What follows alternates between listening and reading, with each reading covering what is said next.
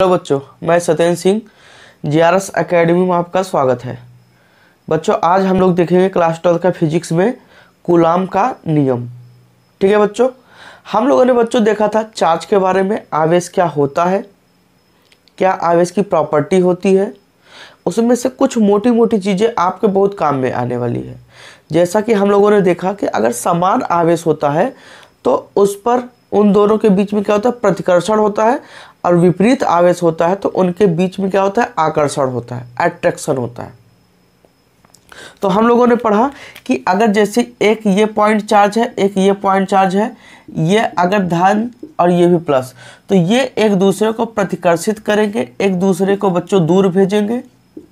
अगर ये ये क्या है, ये माइनस है, ये भी क्या है, माइनस है, तो ये भी एक दूसरे को दूर भेजेंगे, एक दूसरे क्या करेंगे बच्चों, प्रतिकर्षित करेंगे।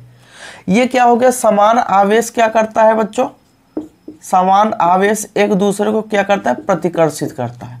ये तो हम लोग पढ़े हैं, ठीक है बच्चों, प्रतिकर्षित करता है। अब यहां पर एक चीज और हम लोग पढ़े हैं कि विपरीत आवेश क्या करता है बच्चों, आकर्षित करता है, आकर्षित करता है। ठीक है बच्चों, अब आकर्षित करेगा, इसका मतलब ये प्लस है और ये क्या है बच्चों, माइनस। ये इसको अपनी ओर खींचेगा, ये इसको अपनी ओर खींचेगा। इसका मतलब कि जब वो खींचता है तो वो क्या करता है बच्चों, बल लगाता है। वो अट्रैक्ट करता है तो बल लगाता है, या रिपल करता है तो क्या करता होता है बच्चों, एक दूसरे के ऊपर बल लगाते हैं। अब बच्चों ये तो बल लग गया, इतना तो हम जानते हैं कि दो आवेशों के बीच में आकर्षण या प्रतिकर्षण बल लगता है। अगर समान आवेश है तो प्रतिकर्षण बल लगेगा, विपरीत आवेश है तो आकर्षण बल लगेगा।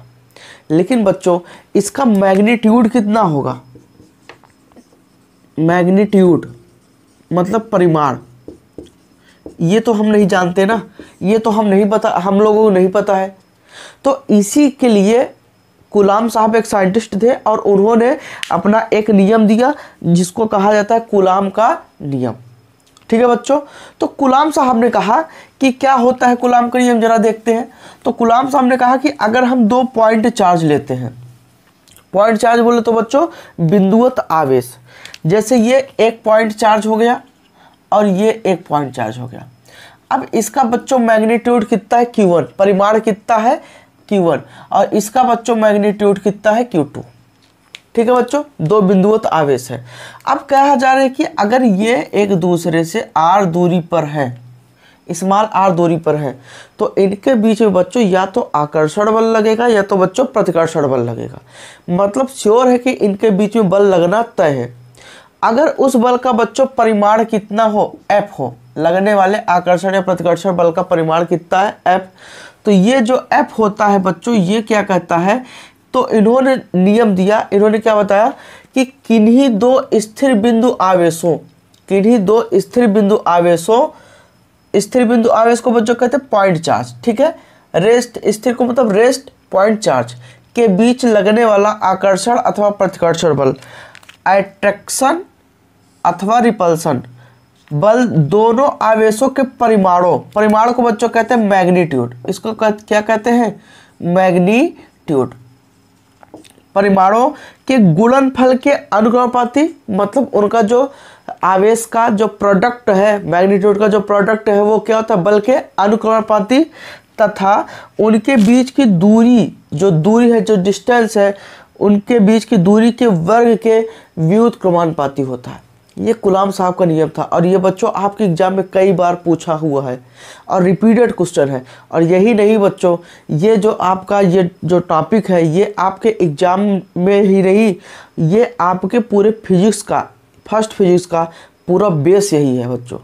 अगर ये आप सीख गए तो आपको कम से कम 3 से 4 चैप्टर में कहीं दिक्कत नहीं होगी, क्योंकि इसका बहुत अहम रोल है। ठीक है बच्चों, तो आइए देखते हैं। तो यहाँ पर अगर हम लोगों ने क्या किया कि दो बिंदुवत आवेश ले लिए, समझिएगा, एक ये बिंदुवत आवेश, एक ये बच्चों Q1 और ये बच्चों Q2, और ये बच्चों एक दूसरे से स्मॉल r डिस्टेंस पर प्रेजेंट है, उपस्थित है। ठीक है, स्मॉल r दूरी पर उपस्थित है। तो इनके बीच जो लगने वाला आकर्षण या प्रतिकर्षण बल होगा बच्चों, वो कितना होगा, जरा देखते हैं। तो ये लगने वाला आकर्षण बल, इन्होंने कहा कि आवेशों के गुणनफल के क्या होता है, अनुक्रमानुपाती। तो ये आवेश का क्या हो गया बच्चों, गुणनफल हो गया, इनका परिमाणों, आवेश के परिमाणों के गुणनफल के अनुक्रमानुपाती। अब बच्चों अनुक्रमानुपाती और बीच की जो दूरी है, जो बीच की दूरी है, ये जो डिस्टेंस है, ये बीच की दूरी, इसके वर्ग के क्या होता है, व्युत्क्रमानुपाती होता है। F proportional directly proportional Q1 Q2, F inversely proportional R square. ठीक है बच्चों। अब एक चीज जरा देखो, ये बच्चों क्या होता है कि दो रिलेशन होते हैं, एक x प्रोपोर्शनल y। अगर बच्चों ये बटे में नहीं है तो हम इसी को कहेंगे अनुक्रमानुपाती कहेंगे। क्या कहेंगे, अनुक्रमानुपाती। ठीक है बच्चों, प्रोपोर्शनल कहेंगे। हम पढ़ेंगे x अनुक्रमानुपाती है किसके, y के। इसका मतलब बच्चों क्या होता है, अगर y का मान बढ़ाओगे तो x का मान बढ़ेगा, y का मान घटाओगे तो x का मान घटेगा। अगर दो में से एक को बढ़ाओगे तो एक का मान बढ़ेगा, दूसरे को घटाओगे तो दूसरे घटेगा। ये डायरेक्टली इस पे डिपेंड करता है। ठीक है बच्चों, डायरेक्ट इस पे डिपेंड करता है, निर्भर करता है। ठीक है। अब दूसरा क्या होता है कि अगर हम यही बटे में रख दें, अब यही चीज कहलाएगा व्युत्क्रमानुपाती। क्या कहलाएगा बच्चों, व्युत्क्रमानुपाती। ठीक है। तो x व्युत्क्रमानुपाती किसके, y के। हम कहेंगे x इनवर्सली प्रोपोर्शनल y। ठीक है बच्चों। अब इसमें क्या होता है, ये एक दूसरे के ऊपर उल्टा डिपेंड करते हैं। मतलब अगर एक का मान बढ़ेगा तो दूसरे का मान घटेगा। ठीक है बच्चों, इसका व्युत्क्रम होता है, उल्टा होता है। अगर एक का मान घटेगा तो दूसरे का बढ़ेगा। अब बच्चों हमारे पास यही दो रिलेशन है। अब आप बताओ, अगर आवेशों के गुणनफल का मान बढ़ेगा तो क्या लगने वाले बल का मान नहीं बढ़ेगा? बताइए बच्चों, अगर आवेशों के गुणनफल का मान बढ़ेगा तो लगने वाले बल का मान नहीं बढ़ेगा? बढ़ेगा। अगर आवेशों का, अगर आवेश की मात्रा बच्चों कम हो गई तो उसका गुणनफल क्या हो जाएगा, कम हो जाएगा। तो लगने वाला जो बल है बच्चों वो भी क्या हो जाएगा, कम हो जाएगा। और अगर ये बताओ बच्चों, अगर दूरी बढ़ गई तो लगने वाले बल का मान क्या हो जाएगा, कम हो जाएगा। लगने वाले बल का मान क्या हो जाएगा, कम, क्योंकि उल्टा रिलेशन है। और अगर दूरी कम हो गई तो लगने वाले बल का मान ज़्यादा। इसका बच्चा मतलब क्या है कि अगर ये दोनों आवेश जितना एक दूसरे करीब होंगे, जितना एक दूसरे करीब होंगे, इनके बीच लगने वाला आकर्षण या प्रतिकर्षण बल उतना ही स्ट्रांग होगा। ठीक है बच्चों, समझ में आ गया। तो इन्होंने ये स्टेटमेंट दिया। तो अब यहाँ से बच्चों अगर इस चीज़ को हम क्या करें, इस चीज़ को अगर हम यहाँ पर लिख ले, ऐसे लिखे, साथ में इसके लिखे, तो क्या होगा, एफ प्रोपोर्शनल Q1 Q2 बटे बच्चों क्या हो जाएगा, R स्क्वायर। अब जानते हो बच्चों आप अनुक्रमानुपाती का अगर बच्चों आप चिन्ह हटाओ तो यहाँ से अगर इक्वल का साइन लाओ तो क्या हो जाएगा, एक कांस्टेंट आएगा के, हम मान लिए Q1 Q2 बटे R स्क्वायर। अब ये बच्चों के क्या है, ये बच्चों के क्या है, एक कांस्टेंट है। कांस्टेंट बच्चों क्या होता है, नियतांक होता है। नियतांक का मतलब बच्चों क्या है कि जिसका मान कभी बदलता नहीं है। ठीक है बच्चों, सब कुछ बदल जाता है लेकिन उसका मान नहीं बदलता है। ठीक है, जैसे आप हो, आपका बच्चा क्या हो गया, लंबाई बढ़ गया, मोटे भी हो गए, चौड़ाई भी बढ़ गया। आगे चल के बच्चों आपकी उम्र बदल जाती है, लेकिन क्या नाम बदलता है, नहीं ना। तो नाम आपका क्या होगा, कांस्टेंट हो गया। मतलब अगल बगल की सारी एक्टिविटी बदल जाती है लेकिन एक ऐसा चीज हो जो कांस्टेंट रहता है। तो ऐसे इस पूरे फार्मूले में जितने फंक्शन है, एफ है, Q1 है, Q2 है, R स्क्वायर है, इन सब का मान बदल सकता है लेकिन के का मान नहीं बदलता। इसलिए के बच्चों क्या है, कांस्टेंट। और ये कांस्टेंट है, इसीलिए इस के को बच्चों कहते हैं, इस के का जो मान होता है, इस के का जो मान होता है 1/4 पाई, इसे बच्चों एप्सिलॉन नॉट, इसे क्या कहेंगे, एप्सिलॉन नॉट। ठीक है बच्चों, फिर से समझिएगा, कई बार बोल नहीं पाते आप भी, साथ में एक दो बार आप रिपीट करो, बोलो तो आपसे आने लगेगा। एप्सिलॉन नॉट क्या कहते हैं बच्चों, epsilon not, 1/4 pi epsilon not या 1/4 पाई एप्सिलॉन नॉट। तो अब बच्चों इस के का मान अगर हम यहाँ पर रख दें तो बच्चों जो फार्मूला बन जाएगा 1/4 pi epsilon not Q1 Q2 बटे R स्क्वायर। तो ये बच्चा क्या हो गया, ये फार्मूला हो गया। ये क्या हो गया बच्चों, फार्मूला हो गया। अब ये बताओ बच्चों F क्या है, F क्या है बच्चों, F है इलेक्ट्रिकल फोर्स है, इलेक्ट्रिकल फोर्स, इलेक्ट्रिकल फोर्स, वैद्युत बल, इसे बच्चों क्या कहेंगे, वैद्युत बल। अब आप जानते हो जो वैद्युत बल होता है बच्चों वो दो प्रकार का होता है, या तो बच्चों आकर्षण प्रकृति का होगा, ये जो बल होगा दो नेचर का होगा, या तो बच्चों आकर्षण प्रकृति का होगा, या तो बच्चों प्रतिकर्षण प्रकृति का होगा। ठीक है बच्चा, या तो आकर्षण, या तो बच्चों ये बल अट्रैक्शन नेचर का होगा, या तो बच्चों रिपल्सन नेचर का होगा। ठीक है, समझ में आ गया। या तो ये बल एक दूसरे ये बल आकर्षित करेगा, या क्या होगा, या तो प्रतिकर्षित होगा, यही दो नेचर का होगा। अब बच्चों आप जानते हो बल का जो मात्रक होता है वो न्यूटन ही होता है। बल चाहे जो हो बच्चों, उसका हमेशा जो मात्रक होगा वो हमेशा क्या होगा, न्यूटन होगा, चाहे जो बल हो। ठीक है बच्चों, तो इसका जो मात्रक होगा वो बच्चों क्या होगा, न्यूटन होगा। ठीक है, ये इतना क्या था, कूलाम का नियम। अब बच्चों आगे समझते हैं। अब ये बच्चों जो ये फार्मूला है, ये फार्मूला केवल और केवल किसके लिए एप्लीकेबल है, बाह्य निर्वात के लिए। बच्चों हम ये इस फार्मूले का उपयोग तभी कर सकते हैं जब हमारे दोनों आवेश बच्चों कहाँ पर रखे हों, ये दोनों आवेश या तो बच्चों वायु में हो या तो बच्चों निर्वात में हो, तभी इस फार्मूले को हम यूज कर सकते हैं। समझ में आ गया। तो ये जो एक्सपेरिमेंट कूलाम साहब ने किया ये इसके लिए किया, कोई दिक्कत बच्चों नहीं ना। अब आगे बात करते हैं। अब बच्चों अगर इसके आगे हम लोग बात करें तो यहाँ से 1/4πε0 आया है, तो इसका जो मान होगा वो बच्चों क्या होगा, तो 1/4πε0 का मान होता है 9 × 10⁹। ठीक है बच्चों, देखिए बच्चों, तो 1/4πε जो 0 का मान होगा वो 9 × 10 की घात कितना होगा, 9 होगा। अब बच्चा यहाँ से मात्रक की बात है, क्या होता है इसका मात्रक कितना होगा, तो बच्चों कई बार बहुविकल्पी पूछता है 1/4πε0 का मान कितना होता है। ये वैल्यू तो बेटा चार के चारों क्या कहते हैं ऑप्शन में उपस्थित होगा, लेकिन बच्चों मात्रक में खेल कर देता है, मात्रक को चेंज कर देता है। तो आइए हम लोग मात्रक निकालते हैं। जरा देखो बच्चों यहाँ पर F बराबर, जरा ध्यान दो, आओ उस पर हम लोग ध्यान देते हैं। 1/4πε0 Q1 Q2/r²। अब बताओ बच्चा ये बल का जो मात्रक होगा वो क्या होगा, न्यूटन होगा। बताओ बच्चा, और यहाँ पर 1/4πε0 इसका तो निकालना ही है। ये आवेश है, आवेश का मात्रक कूलाम, ये आवेश है, आवेश का मात्रक कूलाम, और ये दूरी है, दूरी का मात्रक मीटर, स्क्वायर है तो स्क्वायर। अब बच्चा बताओ कूलाम कूलाम क्या हो जाए, कूलाम स्क्वायर। तो हम बच्चा यहाँ क्या कर सकते हैं, कूलाम स्क्वायर। अब हम इसका यहाँ गुणा करेंगे तो क्या हो जाएगा, न्यूटन × मीटर स्क्वायर बराबर 1/4πε0 कूलाम स्क्वायर। बच्चा कूलाम को क्या करेंगे, इधर भेज देंगे कूलाम, तो कूलाम स्क्वायर। तो हम कह सकते हैं न्यूटन × मीटर स्क्वायर पर कूलाम स्क्वायर। तो ये होता है 1/4πε0 का मात्रक। ठीक है बच्चों, अब यहाँ पर एक चीज देखते हैं बच्चा, हिंदी में भी लिख लीजिए, न्यूटन × मीटर स्क्वायर पर कूलाम स्क्वायर। ठीक है बच्चों, तो ये क्या हो गया, ये इसका मान हो गया।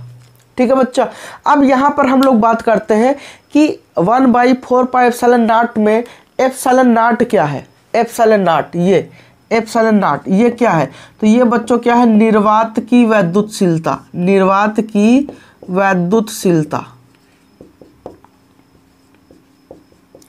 ठीक है बच्चों, इसे कहते हैं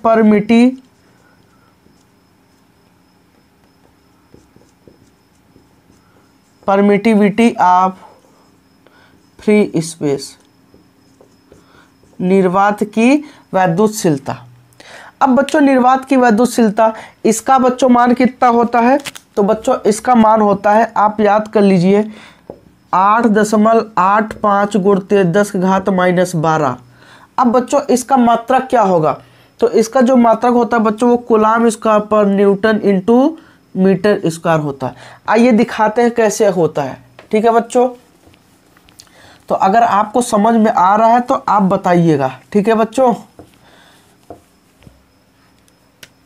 अब जरा बच्चों देखो, अब यहाँ पर ये मान है 1/4πε0, इसका जो मात्रक होता है न्यूटन × मीटर स्क्वायर पर कूलाम स्क्वायर। ठीक है बच्चों।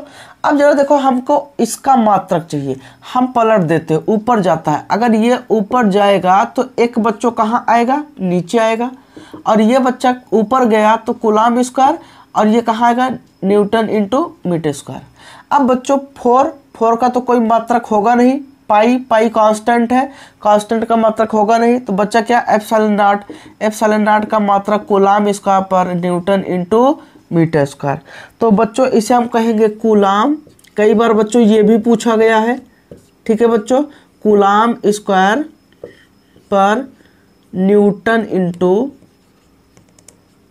इंटू मीटर स्क्वायर, ठीक है बच्चा, मीटर स्क्वायर। ये बच्चों क्या है, इसका फार्मूला है। अब बच्चों हम लोग यहाँ बात करेंगे इसके आगे बच्चों, ये तो वैल्यू हो गया, और हमने बताया कि ये जो फार्मूला है ये केवल और केवल तभी के लिए एप्लीकेबल है जब वस्तु कहाँ बच्चों रखा है, निर्वात में रखा है, ठीक है, निर्वात या वायु में रखा है। अगर बच्चों यही आवेश को हम उठाकर किसी माध्यम में रख दें, अगर हम इन्हीं आवेशों को किसी माध्यम में रख दें तो क्या होगा, तो आगे देखते हैं बच्चों जरा।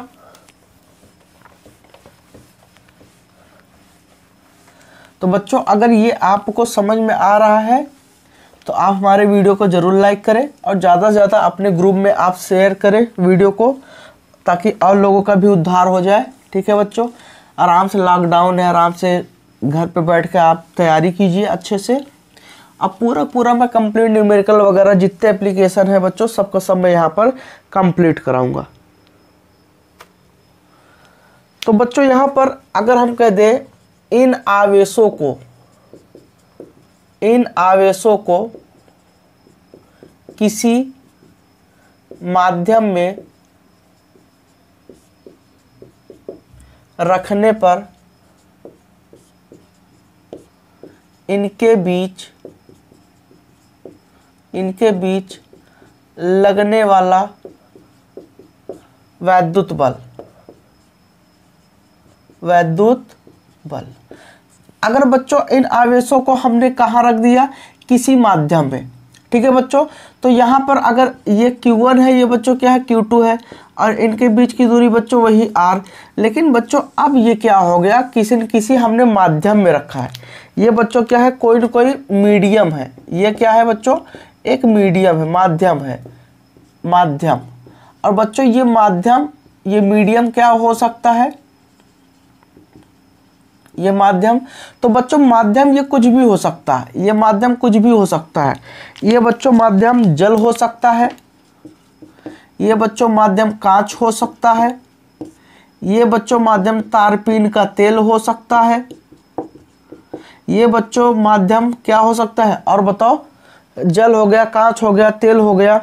ये बच्चों आपका मेटल भी हो सकता है, अभ्रक भी हो सकता है, मोम भी हो सकता है, ठीक है, मोम भी हो सकता है, ठीक है, अभ्रक हो गया, ठीक है बच्चों। तो ऐसे तो जो कुछ होता है सब के सब मीडियम है, ठीक है बच्चों, केवल निर्वात को छोड़ के बाकी सब क्या है बच्चों, मीडियम है, ठीक है।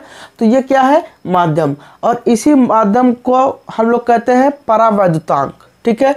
तो आइए जरा देखते हैं, जब किसी दो आवेशों को किसी माध्यम में रखते हैं तब उनके बीच लगने वाला बल क्या होता है बच्चों। तो यहाँ पर आ जाता है एफ मीडियम, एम का मतलब माध्यम, मीडियम, ठीक है बच्चों। तो यहाँ से 1/4 पाई एप्सिलॉन नॉट, और यहाँ एक के आ जाता है, बताते हैं के क्या है, और ये Q और Q2 बटे R स्क्वायर।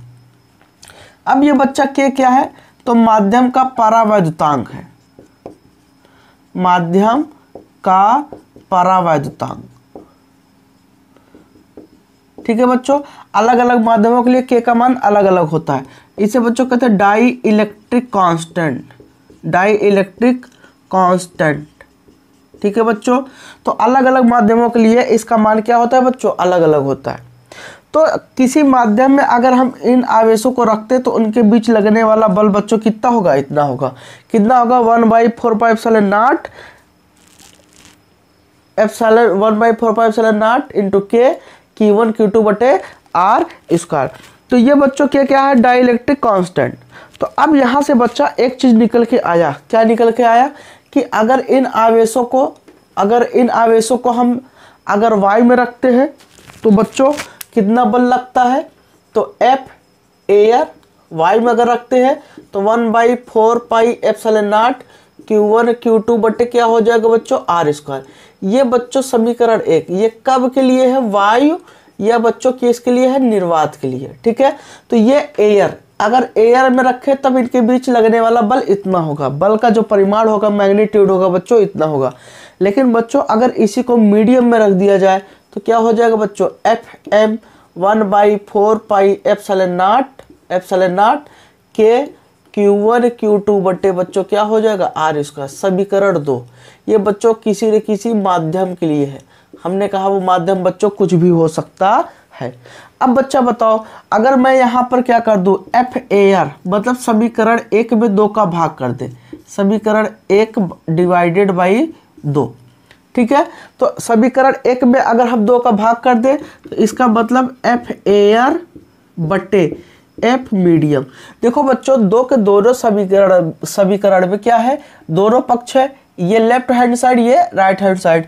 तो हम क्या करेंगे, लेफ्ट वाले का भाग कर देगा और राइट वाले का भाग कर देंगे।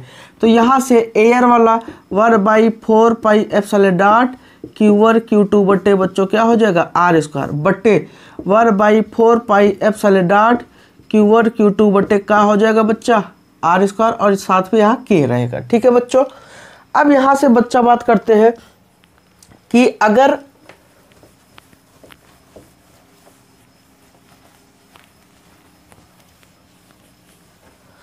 बच्चा यहाँ से, अब जरा देखो, अब 1/4 पाई से 1/4 पाई सीधा सीधा कट गया।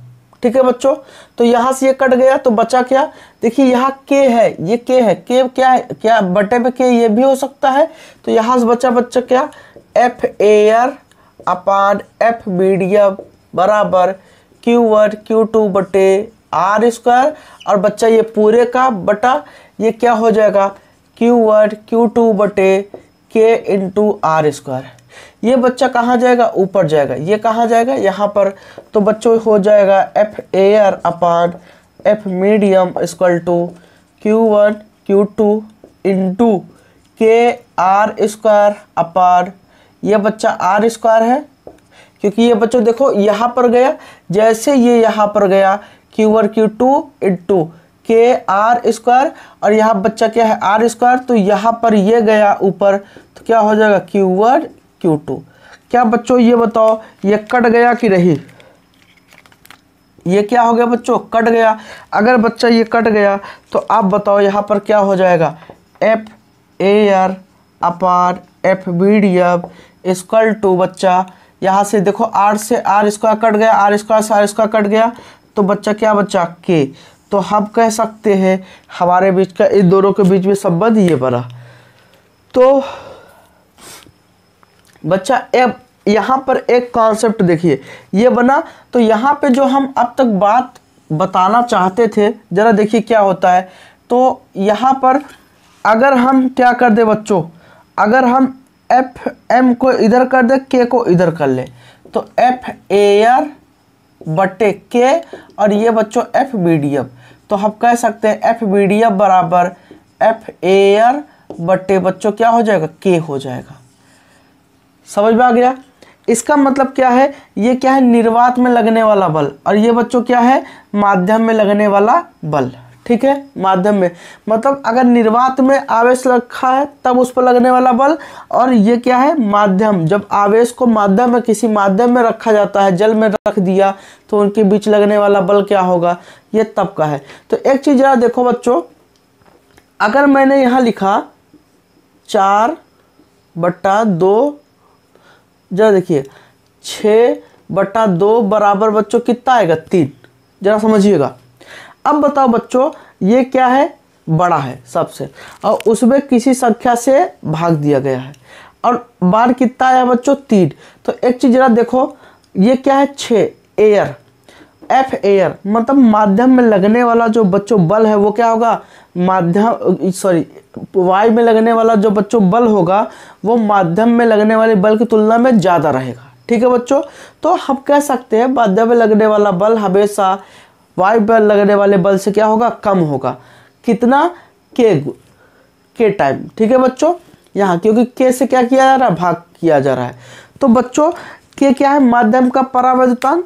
जितना बच्चों माध्यम का परावैद्युतांक रहेगा उतना ही टाइम वो क्या कर देगा, बल को कम कर देगा। ठीक है बच्चों, तो यहाँ से ये बात आई तो हम कह सकते हैं जो एयर होता है, एफ एयर, हम कह सकते हैं एफ एयर ऑलवेज हमेशा बच्चों क्या होता है, एफ मीडियम। समझ में आ गया बच्चों, तो ये चीज़ याद रखिएगा। निर्वात में लगने वाला बल, आवेशों के बीच निर्वात में लगने वाला बल सदैव माध्यम में लगने वाले बल से क्या होता है, ज़्यादा होता है। ठीक है बच्चों, अब बच्चों हम यहाँ बात कर रहे हैं के का मान कितना ये है। ठीक है, तो के का मान अगर बच्चों ये है तो यहाँ पर के का कितना मान होगा ये तो हमने निकाल लिया, लेकिन के का अलग अलग माध्यमों के लिए के का मान क्या होगा, अलग अलग होता है।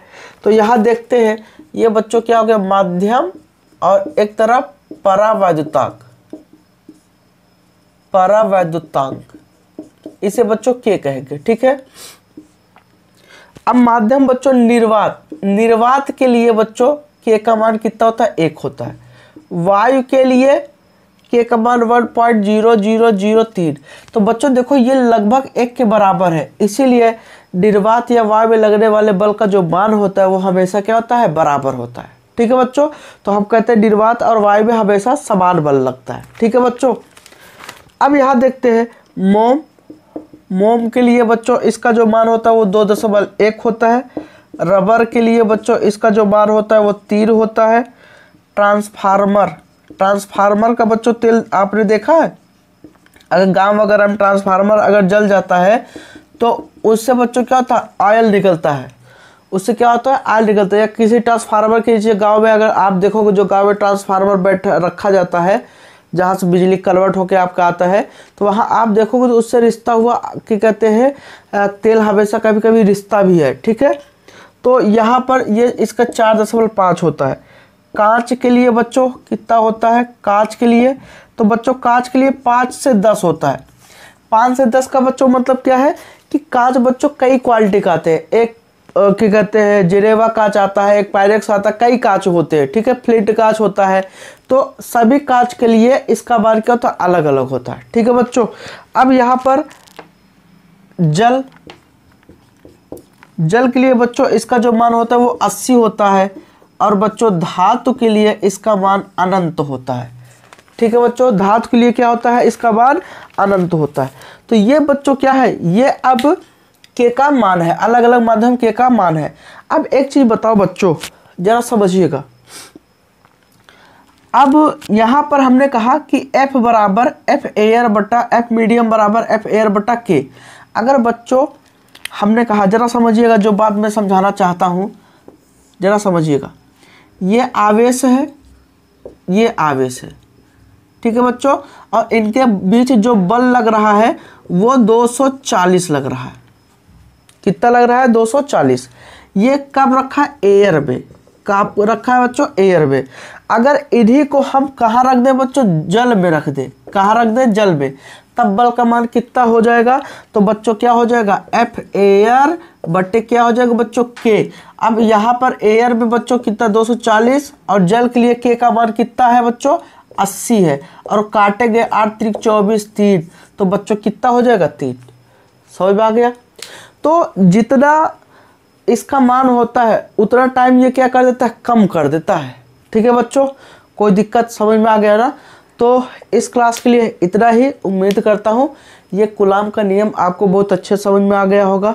ठीक है बच्चों, तो अगर आपको हमारा वीडियो पसंद आया तो आप वीडियो को ज़रूर लाइक करें, और अगर आपने चैनल को सब्सक्राइब नहीं किया है तो ज़रूर सब्सक्राइब कर लें। अब बच्चों हम लोग बहुत अच्छे से पढ़ेंगे और पूरा का पूरा जितना न्यूमेरिकल है सब हम लोग कंप्लीट करेंगे, NCERT और अदर बुक सहित। ठीक है बच्चों, थैंक यू बच्चों।